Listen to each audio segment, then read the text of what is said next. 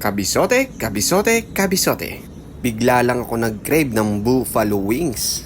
Kaso baka hindi makakain ng mga chikiting Kaya bumagsak na lang tayo sa honey garlic chicken wings. Simple lang gawin to. Tara, samahan niyo ako, kabisote. The usual, nag-brain ako ng chicken wings overnight para juicy and tender yung chicken natin. Gawin naman natin yung batter niya. Ilalagay ko na sa screen yung mga ingredients para madali ninyo sundan, kabisote. Then, imekos-mekos mo lang, kabisote. Sa isang mainit na mantika, medium fire lang yan. Isa-isa nating ilagay yung chicken wings natin. Deep fry mo lang for 3 to 4 minutes hanggang maging golden brown. Habang nagpiprito, gawin naman natin yung sauce. Nandyan na ulit sa screen yung mga ingredients. Then, imekos-mekos mo lang. After maprito ang chicken wings, i-rest mo lang for 15 minutes kasi i-double fry natin yan for extra crispiness. Ayan, okay na yung chicken wings natin. Inilagay ko siya sa cooling rack para hindi magsagi at magstay crispy yung chicken wings natin. Pang pinale, gawin na natin yung sauce.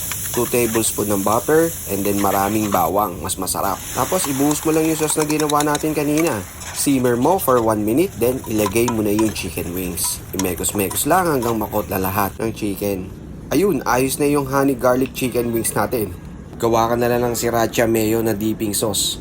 Yari, sira na naman ang diet ni Kabisote neto. Only rice coming up. Oh, ano pang hinihintay mo, Kabisote? Tara, kakain na!